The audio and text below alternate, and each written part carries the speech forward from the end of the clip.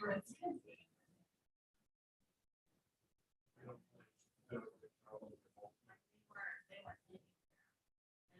we can fly out.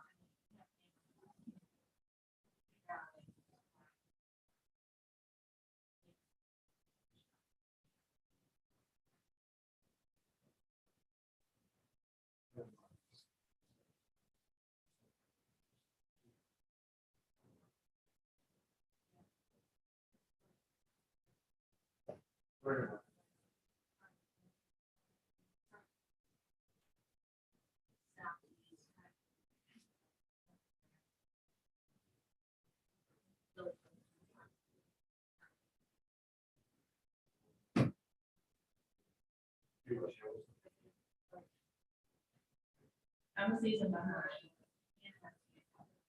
I just got told the band's up.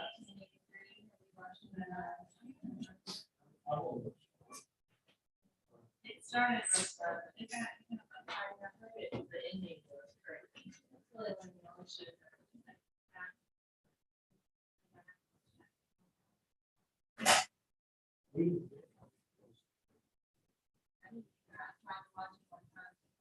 Hey, Finn, how's it going, man?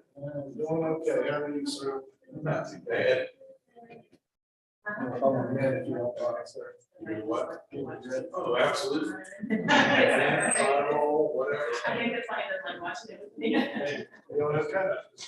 We can see it like Alex. All these. Yeah, we take that case.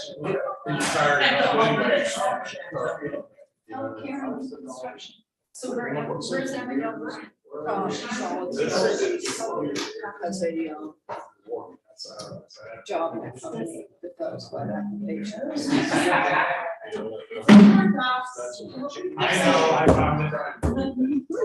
What's her degree? Computer science, yeah. Yep, so she's all set. Even though we went for a week, yeah.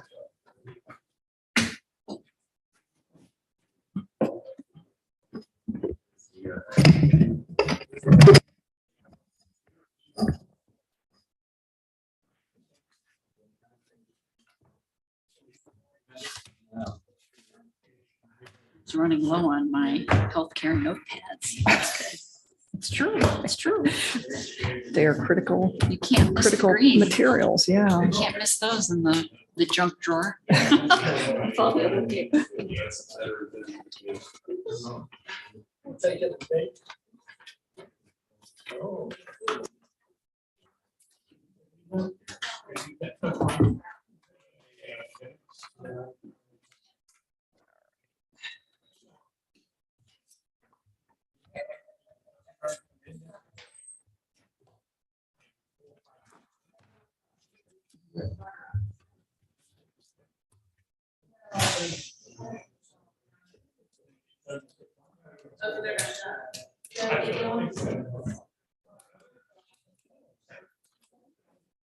Did I give you one of these?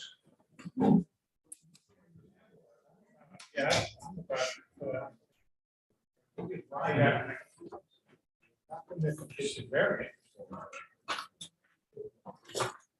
Yeah, I gave one to Josh. We are going to make sure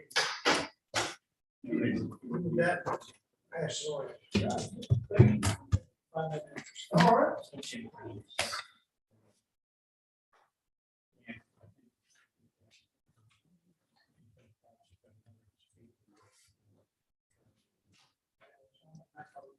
Almost, you got something else. Okay. Good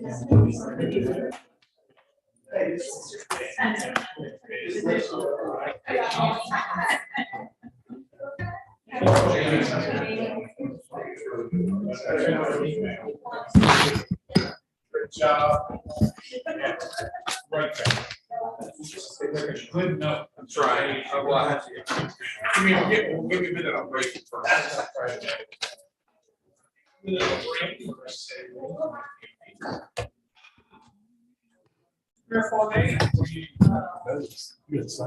What's that sign? Signs? Gave Ross the night off. Oh, yeah, where's Ross?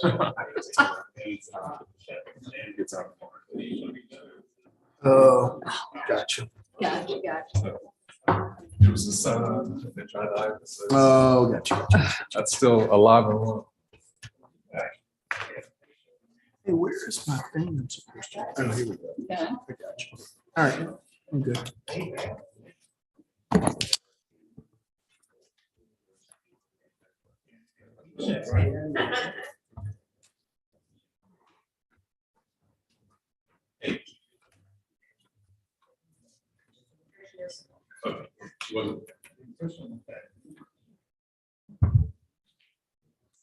We good?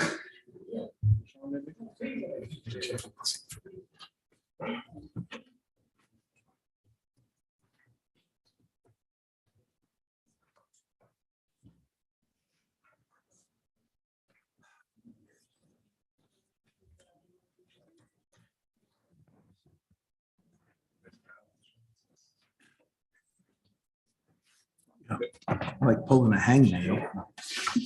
I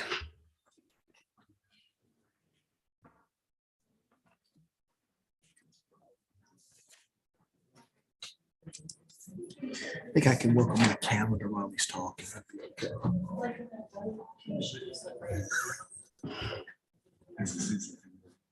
Oh, it's correct. Yeah. Yeah.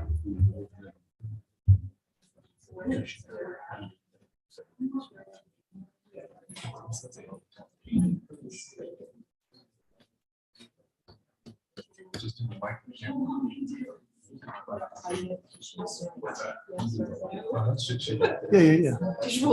As long as she can hear us, right? She can hear, she can't talk. She can hear everything.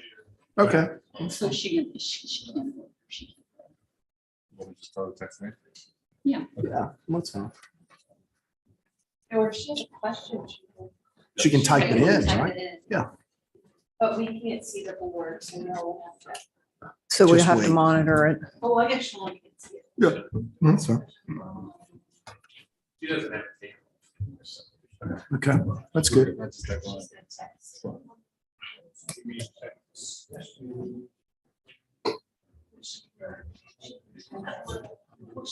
At least Rick gives us pads and pens every year. She's good. All right, we ready? Yep. Okay. Yes.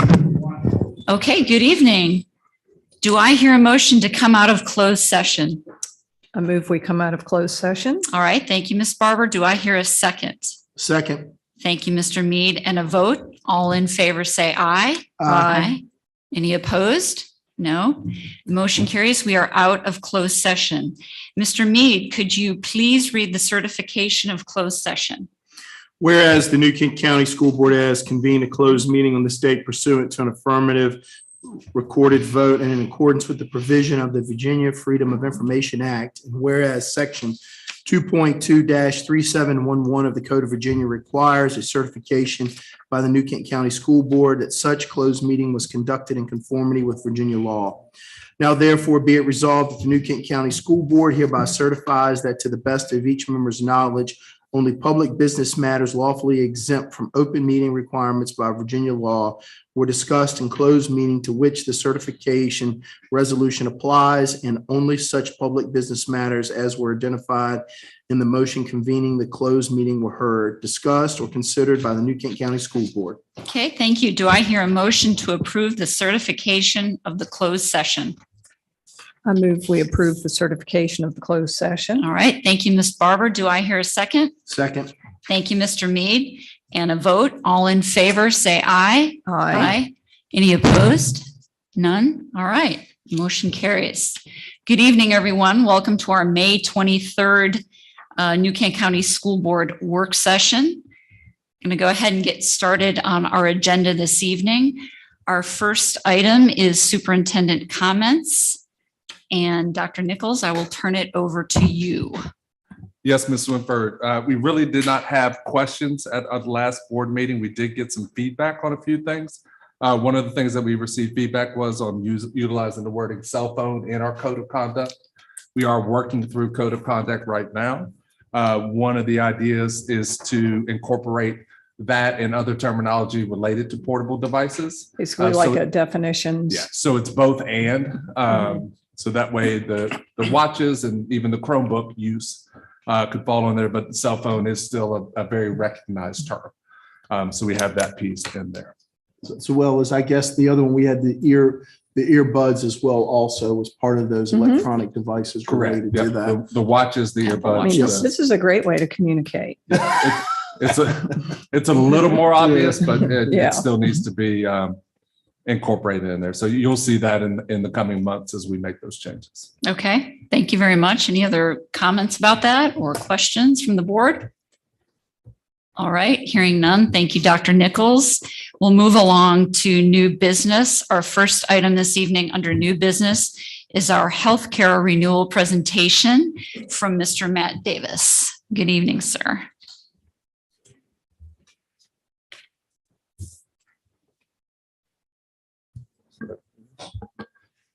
Madam Chairman, school board members, Dr. Nichols, thank you guys for inviting me in tonight to give you a report on the benefits renewal.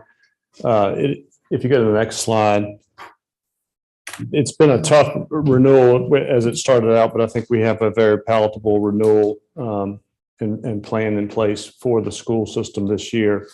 Initially, Anthem was proposing a 20.4% increase to expected costs as a result of higher than average claims experience.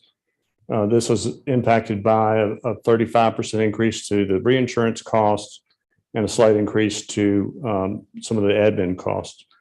A couple of side notes before we get into some of the details. We did add what is called a specialty accumulator and cost relief component to the prescription drugs, which will make it more affordable, both for the school system, will save some money, as well as folks accessing specialty medications, which are the really expensive specialty medications. We did go to market, just so you know, and nobody came back as a competitive alternative.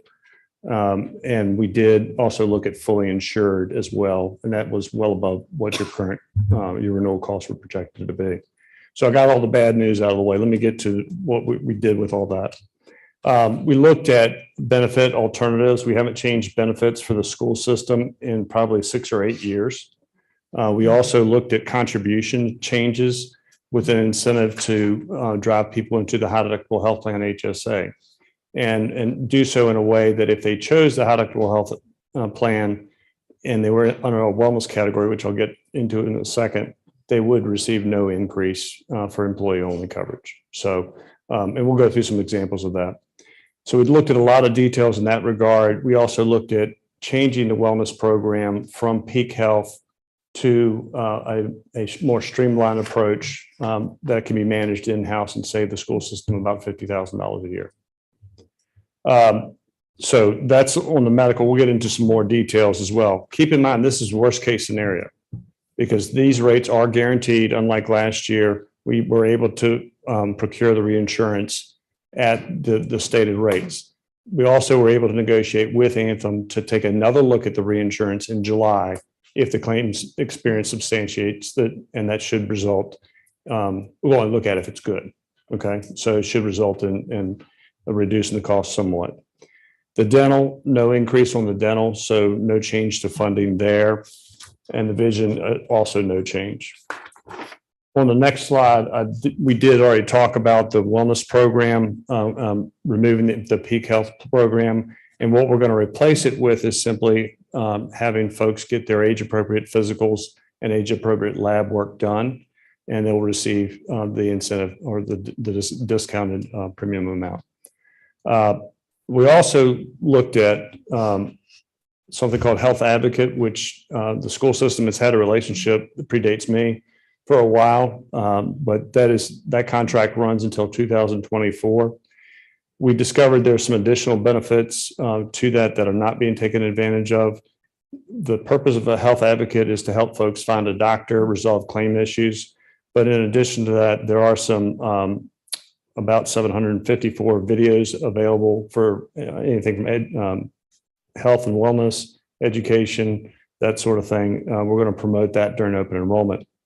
We also looked at another program called Fed Logic, which is a small per employee per month cost of $250. It assists employees in navigating, educating, and enrolling in government-based programs such as Medicaid, Medicare, et cetera. They're actually set up to where they would expect to do about 100 to 160 consultations. There would be about 3 or 4 people that would actually transition to governmental healthcare if appropriate. And they would, the cost of it is about $13,800 a year, but they guarantee the savings to the school system. And if they don't meet the return on investment, then they actually will give you the fees for, they won't charge you. So they'll give the fees back. So that's something we think from just an education standpoint, because if you've ever tried to navigate the governmental health system, it's very, very impossible to do if you're not really used to it. So can you give us an example of that? For instance, if you have like maybe a single mom with one child and she falls into the eligibility for that she could get cheaper health insurance through the government. Is that what you're talking about? I can give you a personal example. Okay. My stepson had a traumatic brain injury last year. My wife and I both have worked in this industry for, I've been in it 32 years. She's been in it 20 years. To get him on Medicare disability was tough. I mean, very tough. And to have to navigate that by yourself, I can't even imagine. To get on Medicaid is even tougher under a disability. So I can't imagine somebody who doesn't have the experience we have being able to navigate that system alone. It would be almost impossible. So these people act as like an advocate to help you get the resources that you need. Absolutely. Okay. Obviously, I'm a little passionate about it, but it's I think it's something I just stumbled upon, and I haven't used them personally, but I can tell you every single one of their representatives are former government agents. So They really help you navigate the red tape at no cost to us. Okay. And could provide some of our employees with better services. Absolutely. There is a wellness fund for Anthem we negotiated last year when they were late on getting us the reinsurance renewal. It's $35,000. We're going to use that in a couple of different ways, but one thing is called Burn Along, which is a virtual workout symposium. It's about 13,000 classes available to the employees, and with 2,000 instructors, and it ranges from everything from full cardio, boot camp type workouts to meditation and more low impact workouts. So more to come on that. All right, the next slide shows you kind of your claims experience.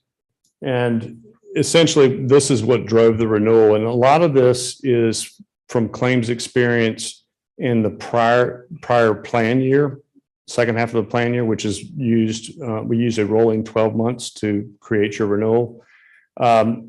Just a lot of numbers here, but a couple key takeaways here is what's driving your renewal is the same as what we talked about last year.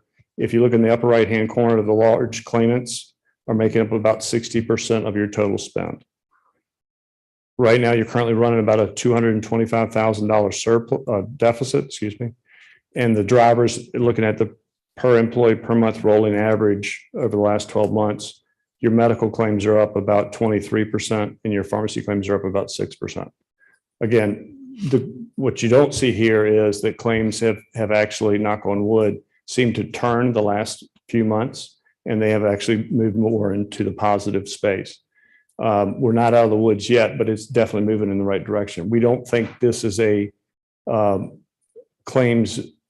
permanent claims issue. We think this is a cycle that you guys tend to run about every 5 years. So the next slide shows you the benefit change that we're recommending. It's only one. Currently, you have a high deductible health plan with a $3,000 deductible, 6,000 family, then 100% coverage after that. So 0% coinsurance for the employees except for prescription drug copays. We're not changing that. That's the base plan. The second plan is your $1,000 deductible, 2,000 family. We're purely just changing that, increasing the deductible on that to 2,000 for an individual, 4,000 for family. We will still have the health reimbursement arrangement of $500 for an individual and 1,000 for family to reimburse the employees on the back end of those deductibles. Again, it's the first time in 6 or 8 years that we've changed benefits, and it brings us in line with the benchmarking as well. Doing that we were able to get the increase down to a 16.8% increase. And then we went to work on the contributions, which we'll get into on the next slide.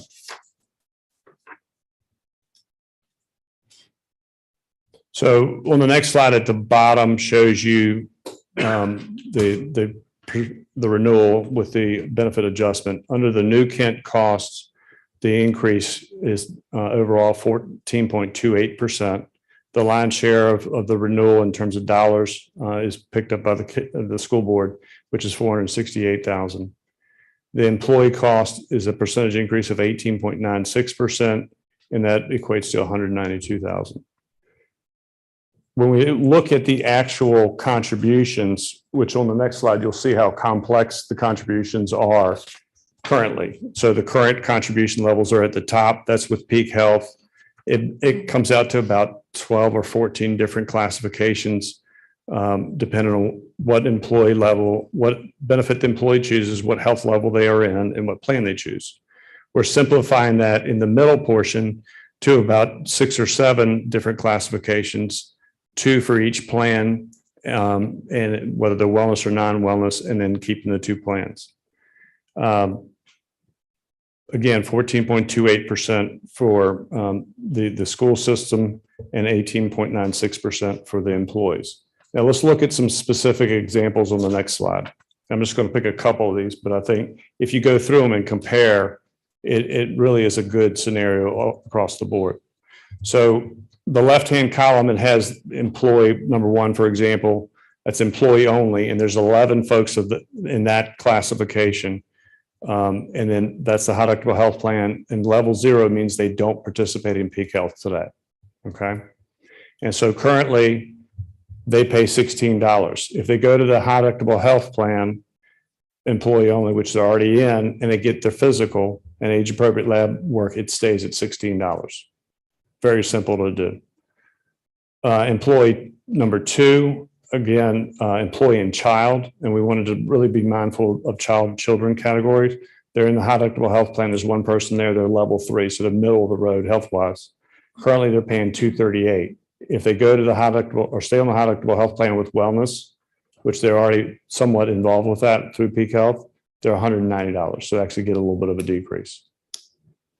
You can see across the board every one of these, and I don't want to take your time to go through each one of them, but if somebody goes to the high deductible health plan, they're going to have a positive impact, particularly if they do the wellness. If they stay on the higher plan, it's going to cost them a little more, particularly if they don't do the wellness.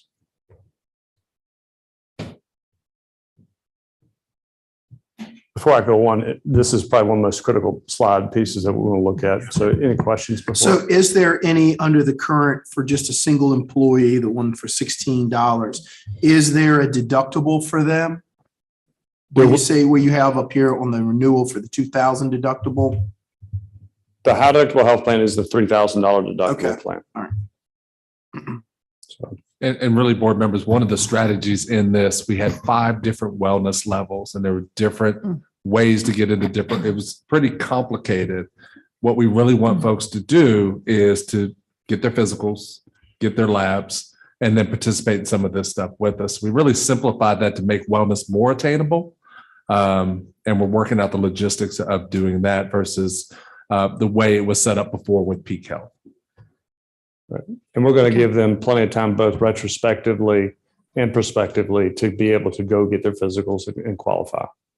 So The other thing too is, and we'll talk about this in the motions, but currently on the HSA contributions, we're going to improve that as well. Currently, it's a $500 contribution by the school system plus a potential $500 dollar for dollar match. And we're going to improve that to mean that we're going to give them $1,000, and we're going to figure out we haven't figured out exactly how to spread that out, but it will be more meaningful impact and contributions to get them to put money in the HSA without having to do so themselves. So the next slide talks about the dental, and that's very straightforward. That is all employee paid, but there's no increase on that. There was a recommendation by Delta Dental to reduce the cost. You have had a very long history with Delta Dental and keeping the cost flat. And we found that keeping costs flat is more stability than a small decrease. So in closing, our recommendations are with the 14.28% increase to New Kent County Schools to increase the deductible on the high option plan to $2,000 and $4,000.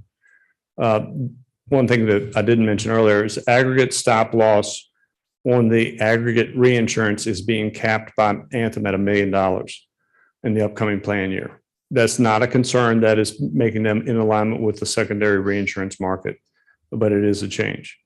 Adopting a higher contributions to the health savings account by New Kent County, $1,000 for employee only and $1,500 for employee plus dependents.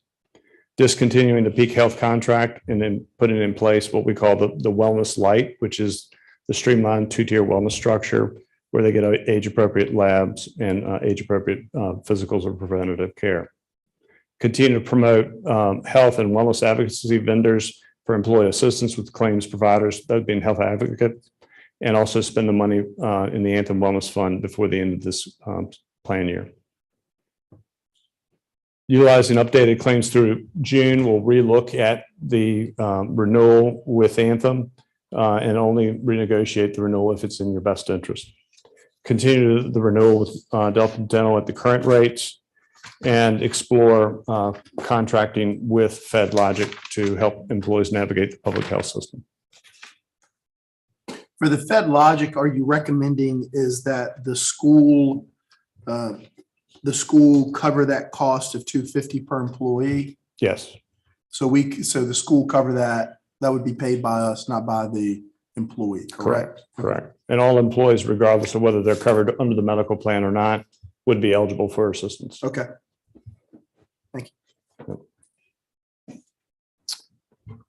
And that is all of our presentation tonight. Any additional questions? So are we in line? Do you see this as throughout the state that these type of renewal issues are happening with those type of increases right now? Or do you think this is just an anomaly, like you said, just a trend, or do you see it kind of statewide? No, I think it's an anomaly. I mean, I do have another school system that went through a similar issue. One of the things I really didn't spell out to you is we got your reinsurance guaranteed by Anthem, but it really is a higher than what they projected costs. So it's 35%. It really should have been 25. And they did it because we do it early. The same thing with the other school system, even they were running worse than you guys were. They initially had a 40% increase, and where we landed at the end of the day on the reinsurance was a 15%. So I think what is really driving the reinsurance cost piece of it is bad claims experience or not good positive claims experience, but it's also what's going on with the reinsurance market in total in Anthem's perspective, which is they've had some high claims utilization and they're just trying to get their arms around it. So, but historically, being self-funded has worked really well for you guys over the years, and I think it will continue. We're just in a bad cycle right now, and you'll come out of it. Thank you. So basically that's based on New Kent's claims. 100% of your renewal is based upon your claims, with the exception of what's going on with the reinsurance.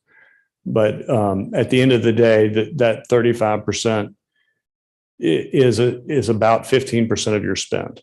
So it's not the majority. The majority of your spend is purely claims.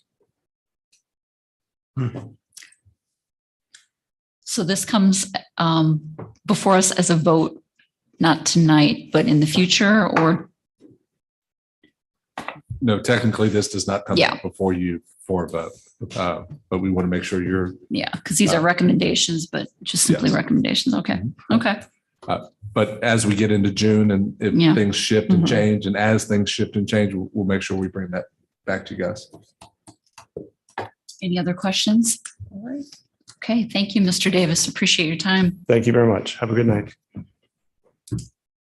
Okay, next on our agenda under new business is the technology refresh update from Mr. Sean Terry. And Mr. Terry is subbing for Ross Miller today on the computer, and now he's going to present for the first time and sub for Ross Miller. So welcome. You took everything I was about to say. Oh, I So, apologize. yeah. Madam Chair and Board and Dr. Nichols, thanks for having me today. I'm glad to be here the first time. A little scratchy, but we're going to talk about technology refresh cycles, specifically in three areas: student devices, staff devices, and then our interactive whiteboards. One of the things when I was hired on, we talked about where there were some gaps in some of our refresh cycles for some of our technology. So we'll just kind of dive in and talk about where we are. Space bar. This is not working. Technology challenges. Yep. No. Space bar.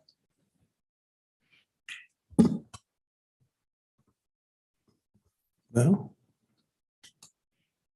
All right, give me just a sec. No worries.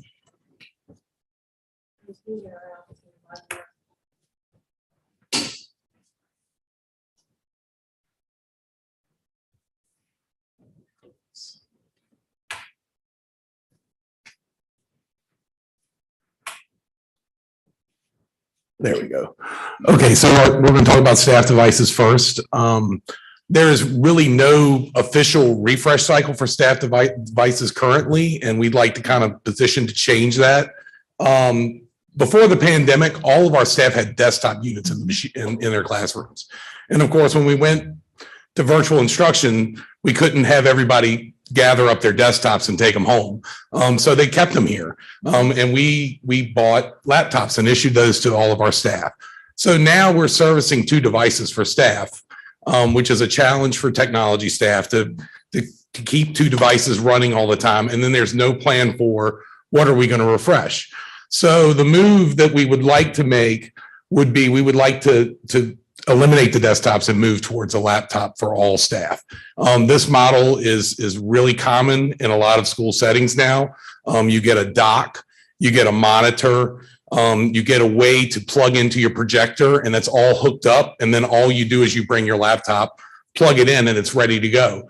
If I need to teach in another learning area, I take my laptop with me. So I've got portable technology. So when we're talking about QES being this dynamic school where literally everywhere in the school is a learning environment, it's really, really important that teachers can carry their technology with them. So we're looking at refreshing those devices, but what we would like to do is include them in our device leases moving forward so that we're also paying for those units over many years instead of one big lump sum drop in the bucket purchase.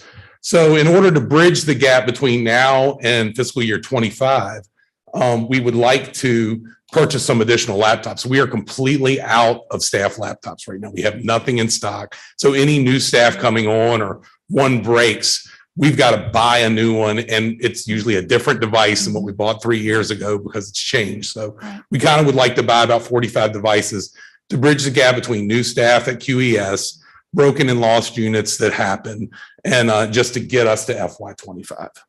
So what would the recommended cycle be? Would we break our units up into three years where we're basically turning over every 3rd year or something like that? So currently, and you'll see that in the next slide. Currently, what we're doing is we're going about every 3 years with the student devices. And then we're passing those student devices down to the elementary students. So they're getting the leftover units from the last lease every single time. So really some of those units are lasting us 3 years, and then the high schoolers and middle schoolers always have new units every 3 years. So the oldest computer they'll have is a 3-year-old computer.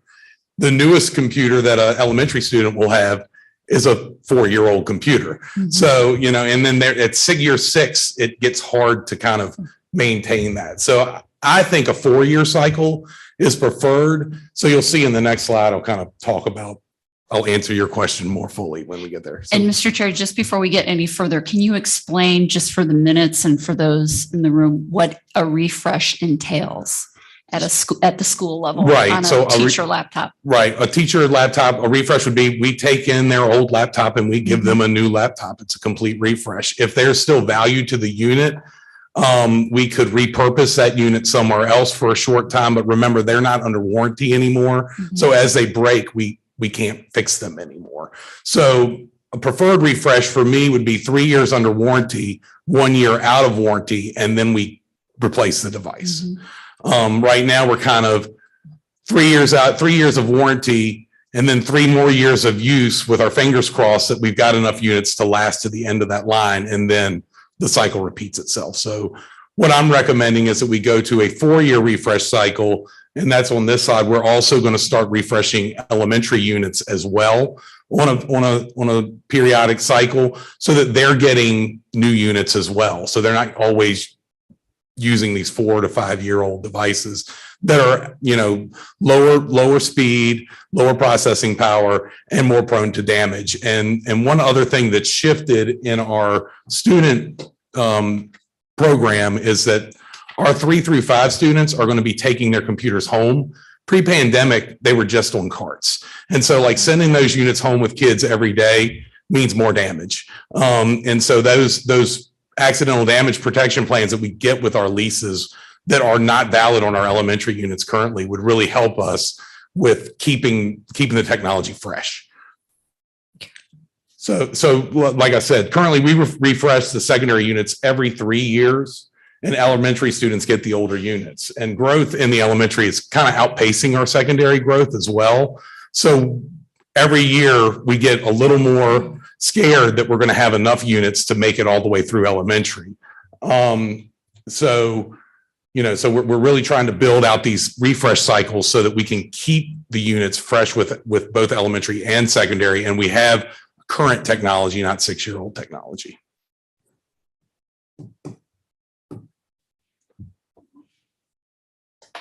So then we'll talk about interactive whiteboards, and I've got a picture. Oh, come on, stay there. Interactive whiteboards. So these are 2 examples of the interactive whiteboards in our classrooms. We went kind of full bore with these about 15 years ago. They're in just about every classroom in our school division, and we have not replaced any of these units. And so if you see the picture that I'm showing right now, I've got 2 examples. The example on the left is a Promethean board with the mount on top, and the projector has gone bad, and we have not replaced that projector. You'll see halfway through the classroom, there's a projector in the middle of the room. That projector in the middle of the room is about a $400 unit. In the second picture, that's a replacement projector as well, that it is on the mount. That's an $1,100 unit. So the cost of us retrofitting a projector onto the mount device of this 15-year-old board is much more expensive than what the newer technology is, but we have to retrofit it to make it work or do one of these setups. The other caveat with these boards is that once the board goes bad, there is no more whiteboard space for the teacher. So really the example on the right shows that the teacher has about 1.5 feet on each side of the board that they can use a whiteboard on. If this board itself, the interactivity goes bad, and keep in mind, it's a 15-year-old board. 15 years ago, the iPhone 1 did not exist. So technology has changed a lot in that time frame. I think the time has come that we pull these boards off and start pulling them off so that teachers can use their whiteboards again with the projectors. They're also using document cameras, which we've bought many of those to issue out to our cameras. That's kind of the new way of doing what you see up here with the interactive whiteboard. The one on the right is especially problematic because the speakers are integrated into that black frame. So if any one of those components go bad, it's like the teacher has a reduced quality of device in their classroom. So.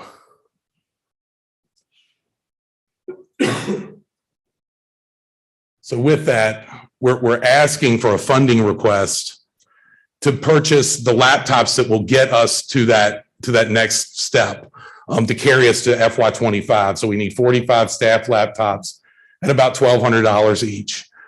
We need monitors for QES, so that we don't have to purchase desktops with monitors. We can do the laptop dock model, and we need docking stations and chargers.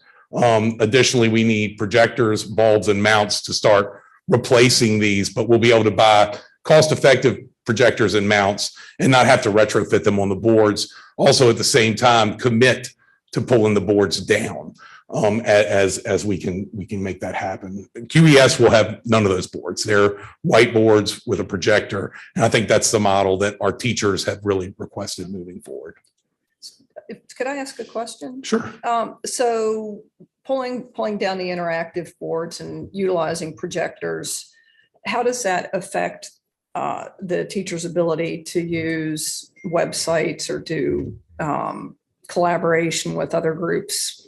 Right. So they can still do the collaboration. So the board projects on a screen. Mhm. And so that's kind of what I like. As these boards go bad, they're nothing more than a big physical screen. Mhm. Like I can't do the interactivity that they were designed to do. So I'm still using that board, accessing websites, accessing those resources that I can collaborate with students with.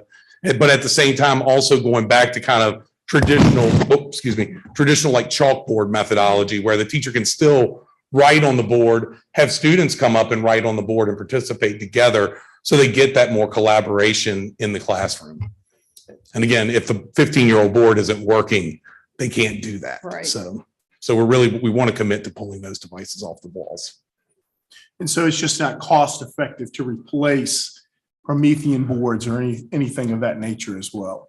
Yeah, the technology on Promethean boards has shifted to a TV type device that's touchscreen and interactive. And it seems like the common way to leverage those is like this on this rolling cart kind of scenario, because then it's modular. I can move it to another learning area and utilize it classroom to classroom. I don't have to buy one for every single classroom.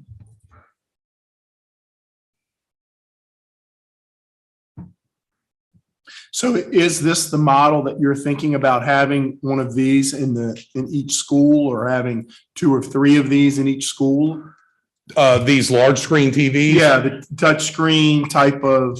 Well, for now, what I've heard from instruction is they really just want the interactive boards gone. Now, once we can kind of get that model in place, we'll look at maybe buying some interactive touch boards. That's not an interactive board. That's just a gigantic TV. But but that also, the gigantic TVs have become more popular in our environment as well. We're putting them on walls for displaying information, but also using them for learning and presentation kind of throughout the buildings. So what happens to the Promethean boards if we get rid of them? There's no use for them. They go on Gov Deals, like about 1,000 of them are right now from all the Yeah. other school divisions. Yeah. You put them on Gov Deals, or you sell them to a recycler who will scrap them out. And we do a lot of that here. We recycle a lot of goods and we get money back from them. So that would be the approach, as we would sell them either to recyclers or to resellers if we could utilize those funds to buy more technology. Right. Are you still experiencing supply chain issues? Yes, and that's part of the reason for this request now, because we can get some of this stuff now. We might not be able to get it later. And a lot of our methodology prior to me coming here has been, our technology fix process has been a break fix mentality. So when it breaks, we get told, oh, you've got to order equipment or parts for this thing that broke. I'm really working towards a supplies on hand type model, so that when a teacher loses their resource, we are ready to give them something working in their classroom, the next day or that day. And so it's really disappointing. Like the bulbs on the old Promethean boards, the proprietary projectors that came with that, you cannot get anymore.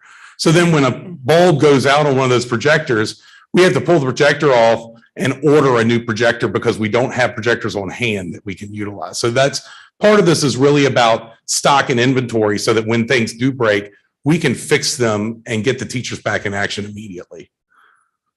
So there's no learning loss. Ms. Barber, you were around when these were first rolled out. Right. And I'm- I believe the Educational Foundation bought most of them. I Yeah, think they did. It I was, think they did. yeah.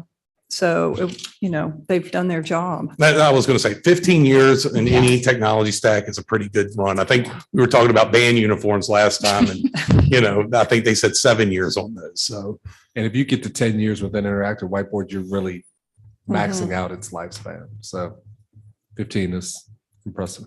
Yeah. So this seems like a pragmatic approach to keeping us operational and prepared.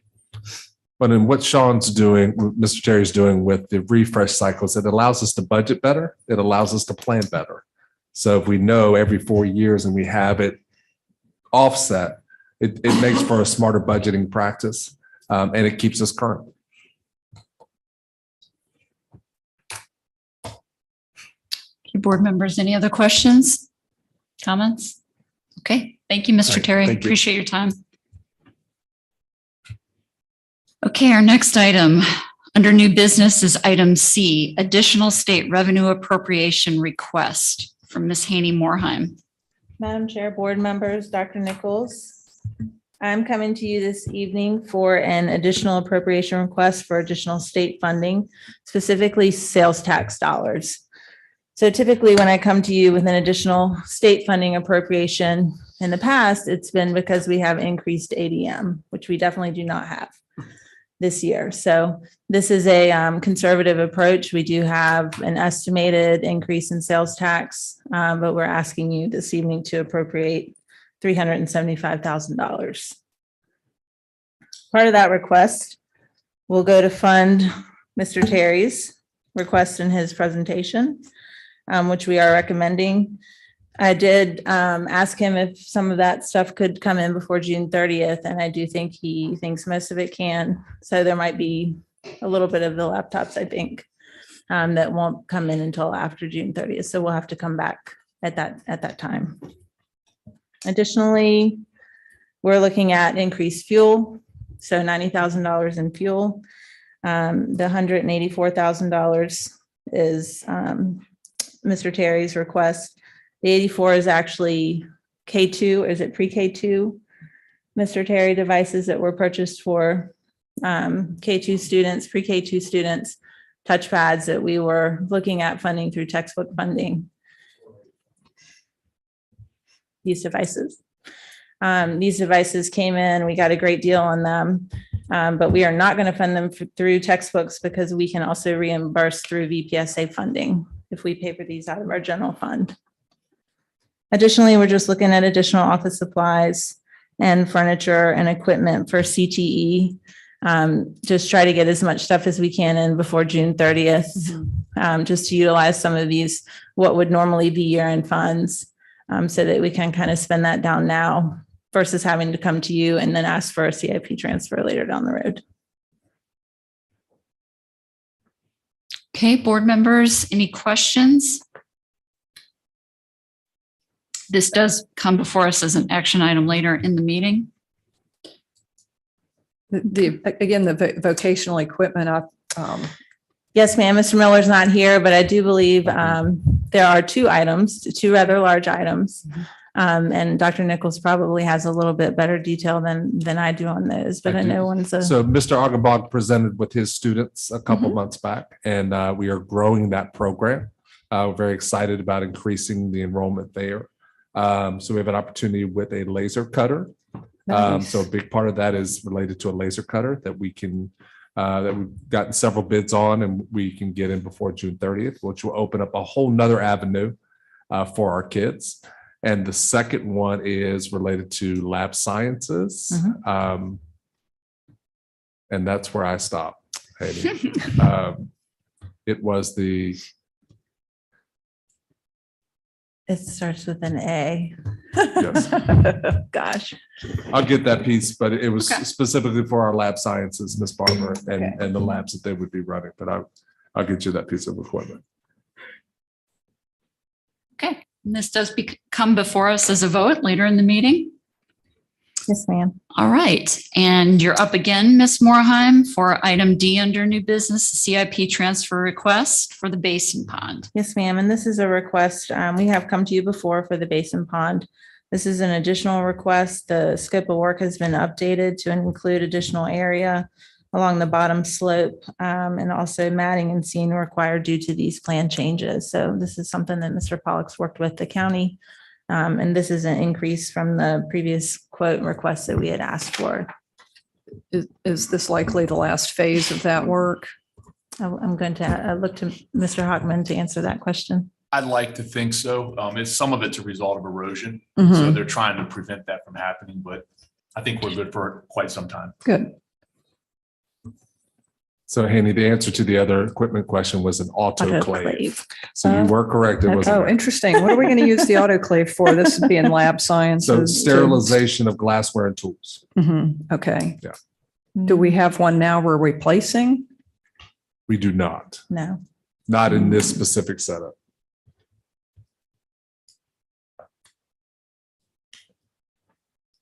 Thank you. Thank you.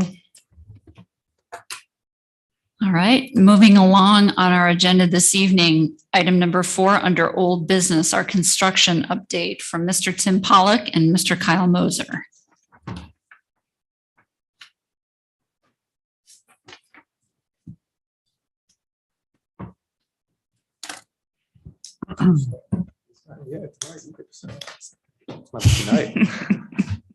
Madam Chair, members of the board, Dr. Nichols, excited to be back again tonight to give our monthly board update. Getting kind of sad that this might come to an end very soon, but hopefully. Yeah. I'm not a part of that. So similar to our previous presentations, kind of looking at where the last 30 days have been up on the site. So I'm going to turn it over to Mr. Pollock to give a brief construction update. Okay. What we're looking at in sections B, the main hallway coming down, most of the sheetrock down through there is really made most of that's up now. So the framing, the sheetrock, the columns all down through the main area. If you're looking on your you want to flip your drawing to the areas on the main. All right, you want to go inside, outside, we can start outside. Outside right now, the pump station where the bus loop is, that's not really giving us a great view of it, but on this back corner here, the pump station, we're down to waiting for pump parts. So it seems like everything we're doing right now, we're having to move from this piece to this piece to that piece because we don't have everything to finish everything. The windows, finally, all the windows are in. So that is a good thing. So that's over in sections, was that D and F? The two wings there to the far right, those are finally in. So we'll be able to dry that in and start doing the mechanical for that area, which this is the area we're the farthest behind on too. You want to go, keep flipping and get to it.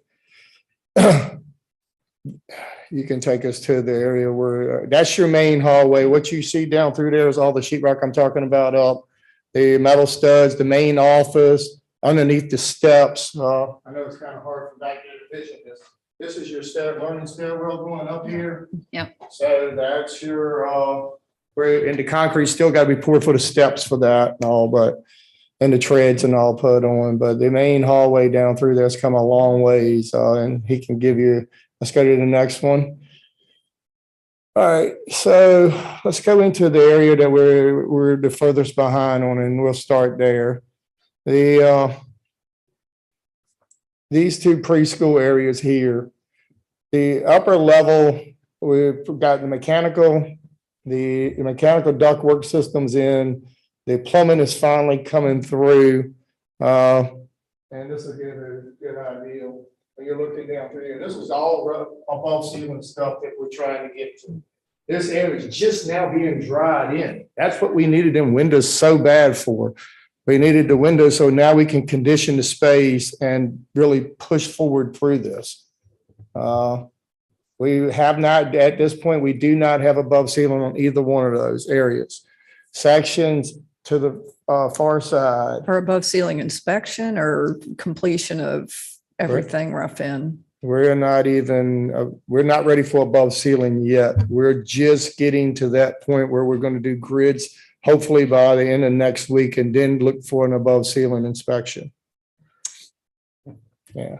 So that'll give you a general idea. We're still drain lines. The whole thing is still the roughing. I mean, they're catching up on far as the, I mean, there's a lot of plumbing in those areas. There's a kindergarten area. So every room's got a sink, bathrooms in them. I mean, they're not the areas over here. You didn't have that. You have one main bathroom and you had a sink here and there. You have a lot of mechanical work on the far ends. Over here, the casework has come in. So we're basically sitting in there. We're still one. Here we go again. We've got 3/4 of the casework. We're still waiting on one truck of the casework for that area. So that's another one of them ones that you can't put it all together until we get it all here.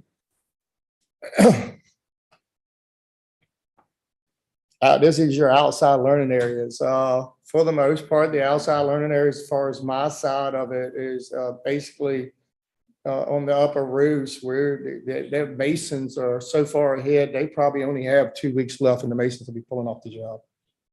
I mean, that part, they've kind of drove this whole job anyways.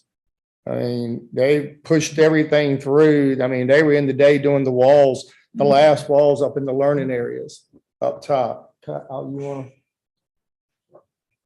So outside of Tim's obviously side of the project, some of the things going on behind the scenes that I'm working on in terms of projects and progress. First and foremost, we're 100% staffed. So that's an excellent milestone for us. Moving forward, we're in communications weekly. Just trying to build that community early. Instructionally, we're starting to dive into the students and student data. So we're starting to pull out the students at George Watkins that will attend Quinton, looking at some of their PAL scores, SOL scores. We're also attending meetings, IEP meetings, 504 meetings, any parent meetings to start building that relationship with our families coming up to Quinton. Some other progress on our side, moving logistics. We set up some logistics hubs 2 weeks ago. Teachers could come in, order boxes. We could talk about moving and packing. And I believe the order went out either today or is going out tomorrow for our moving boxes. We're starting to really build relationships more with our community. Had a meeting last week talking about PTO. So they're going to start organizing parents, developing mission and vision for the Quinton PTO. So I look forward to this summer when we do a lot of work with that. In terms of challenges, a lot of these have not changed because I think we've heard it multiple times tonight. The supply chain continues to get us. But again, we're adapting and we're putting pressure on vendors when we need to. Crew availability. I know Mr. Pollock didn't mention it, but the windows were stalled because of COVID. The crew was out, I believe, for a week because they had to be. Yep, on the install part. Population continues to grow. I say that every meeting. Also, it continues to grow because those students are now coming back. So just last week, I had 5 families reach out. They are leaving private schools, coming back to Quinton Elementary. So that is also pushing our numbers up. I believe every day I come into my registrar's list of a new student, and that has not changed in the last 2 to 3 weeks. Other challenges, and this is something Mr. Pollock and I continue to work through, is just scheduling the installation teams. So as we come down to the wire here, we're going to have furniture installers, we're going to have construction crews, we're going to have Mr. Pollock's crew moving teachers in. So we're going to have all these crews in one place. We just want to, projectors, everything that is ours to handle within house that's going to be done.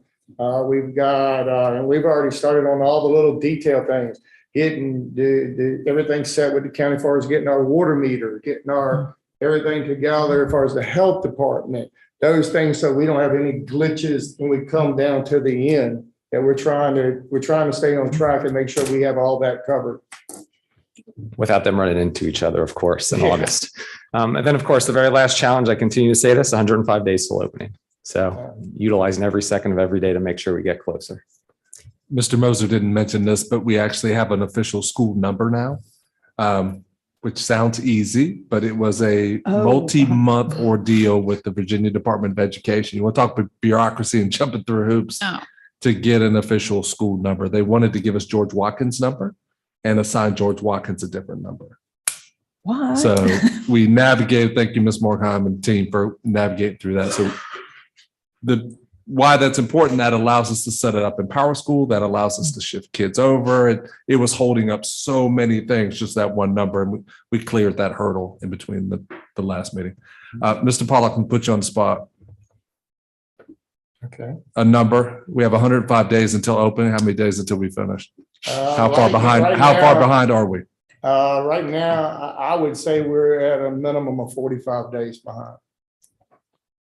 From your I'll July just be 11th, it, huh? Which, from your July 11th Yeah. substantial completion. which was, last time we heard, it was something in the 60s. I mean, like I said, this all, let me explain that one more time, make sure I spell it out very well. When we can get the stuff, we're able to move a little faster. You see the progress. And I mean, I've taken everybody through and we can, when we're not getting stuff in and we're not, it's really hard.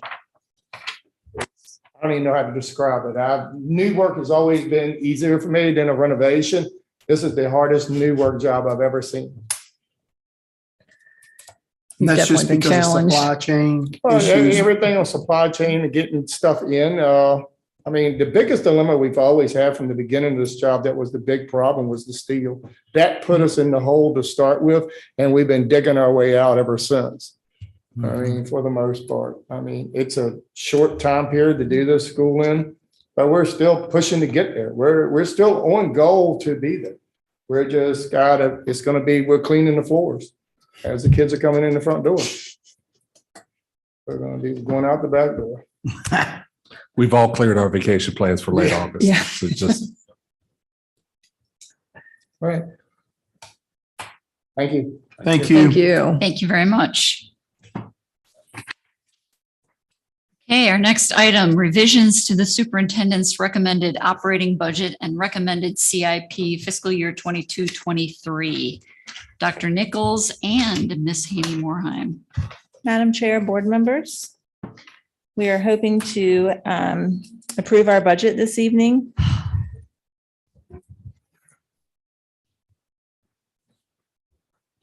We just have a few updates for you.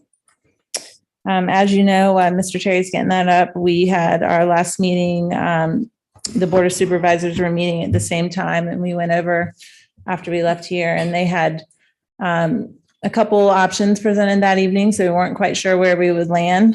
But actually, it's turned out favorable. We are in a place where they have reduced our transfer from 2 million to 1.8 million, which we have been prepared for. We're ready for that. So next slide, please. And with that $200,000 reduction, as you've seen in the past, we're going to reduce the Navy Corps cadet teacher, a district-wide mechanic, one elementary teacher through attrition, and the part-time clerical position at New Kent Elementary School. Additionally, something that we haven't really talked about, but something that the team's been talking about for many years, especially through the pandemic. And one thing I will say, the team worked very hard when we were looking at having to reduce $800,000. So it was really great to kind of see what that would look like. It was scary, but it also gave us a little bit of opportunity to think through a little bit more of what we could do. One thing that we're going to recommend this evening is that we reduce our technology fees that parents pay. That is a revenue line item in our budget. So to reduce the revenues, we have to also reduce expenses. We do think this is important to do, especially now that our Chromebook is really a K-12 initiative. And these devices are really a core part of our instruction. Along with that, we're looking to eliminate one middle school teacher position through attrition. And we want to put that funding in our contingency line. That was something that we had used to balance our budget. That is really typically where we pull our textbook matching funds through that line. So that just gives us a little bit more flexibility, especially going into still not having a state budget, which we hope to have. I did read that they were hopefully coming June 1st to make a decision. So hopefully in the upcoming weeks, we'll have a better idea of where we stand with that. So we will have to come back to you at that time. There will be no additional changes to our recommendation with our healthcare. Mr. Davis presented to you our plan kind of moving forward with that. And we do feel like funding wise in the general fund, we're we're all set with what we have. So, Mr. Terry, the next page, this is just a final recommendation. And really, this has been consistent the whole time. We've really tried to hold this harmless. And I'm very happy to report that we have all of the salary adjustments that we recommended in our original recommended budget, we have held to. So that includes a 5% overall salary adjustment, also a stipend scale realignment, adjustment to our paraprofessional and clerical and technical wages, and some market adjustments to our transportation scales. So thank the team for all of their hard work on really holding these things. This was very important to us. Question. Yes, ma'am. So the reductions by teacher attrition and whatnot, so first of all, no current positions are being eliminated. It's nobody's being impacted. No, Yes. no current people are being Yes. eliminated. Yes. Okay. We, Yeah. we have been able to schedule a little more efficiently. Mhm. And we continue to work through that process, but yeah, no person is losing their job as a result. of Okay. this. And then my second question is, this doesn't affect the level of service that our students are receiving. Correct. Correct. That is correct. No, ma'am. Okay. And we will make sure of that. We were very careful in looking for positions that were either underutilized or not filled, and really revisiting shifts between schools and things that we could do to be more efficient, to also be able to offer these other things that we think will be very helpful to our families. Thank you. So do you see happening with the cost of inflation and obviously rising fuel costs, the fees that we are currently charging students going into the fall, do you see that there will be a fee adjustment potentially for students, whether it's an athletic activity fee, whether it is all the other fees that are associated with school starting? Do you see that we will have to make an adjustment in that? We just recently started looking at our student fees, and we're going to be bringing that to one of our upcoming meetings. Okay. I would like to say that for the transportation fees, they're very small fees with field trips and things of that nature. I'm sure Mr. Hent, because, we do ask for those funds to come back through, and that helps to fund his additional hours and things that he has in his budget. So it definitely should be looked at, but we would try, I think our goal would be to try to hold as many of those fees also harmless as possible. If it's a fee being passed to us, like for dual enrollment or something from an outside organization, obviously we're going to have to increase it, but I don't think so. I don't think there's a lot of that. Good. If I could go back to the technology student fees, that's the $40. It's a $40 Chromebook year. fee, and it's also a $5 information access fee. The information access fees typically stayed in the student activity fund. And schools, we looked into kind of how they're using those funds, and it's more for print and ink and things, and some of the printers that maybe the PTOs have sponsored. So we made sure that we have funding for that in our general fund budget. Also, not always have the elementary students really collected those fees religiously. So I think it's something that the principals were definitely in support of. And that I don't feel like that's a huge financial impact. And actually, I think it will help the schools, and not having to spend the resources and time collecting those fees. And the families will appreciate it too. For Well, sure. and we've just come to a place with Chromebooks, and many school divisions have, it really is textbook, and we don't charge for textbook. Right. We do charge if you lose your textbook. or Yes, and there damage your will still textbook. be damages So and things like that. that is still very much in place. If you don't take care of your Chromebook, you have those fees associated with it. Yeah, I think a lot of parents will appreciate that. I think at the beginning of the school year, they're often wondering why they're paying the Chromebook fee Mhm. and the $5 access fee. Mhm. So that will be a welcome change. And we felt, because we had gone through the exercise of having to cut 800,000, which was what it would have hurt service. There were a couple things that we felt we Yes. could do to offset that and still provide a high level of service. And I guess there still is a possibility based on the government's recommendation of a budget. I mean, I guess there is some hope that it could be favorable for us as well also. So that may be even to our advantage. Yes, it's been really hard to get any information out of anybody. Nobody's really talking about it, and there's no buzz. I'm reading some things about House and Senate and kind of how those things are being worked out, specific with the raises and things like that. I mean, I think it will be favorable. I just don't know, to what extent. But hopefully we'll get maybe a little bit more information.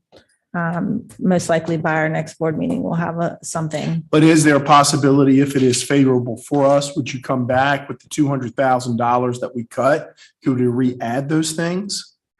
We definitely could look at those things or look at additional compensation measures or different things. Okay. So the Corps of Cadets ROTC program, that will be a push till next year. We're going to spend next year recruiting. So even if we had that money, if we got have to that money, recruit the person to do it. And recruit set the person and program up. recruit the kids. High school schedules are pretty much set. So to carve out a Corps of Cadets would be difficult. So we're okay with that piece.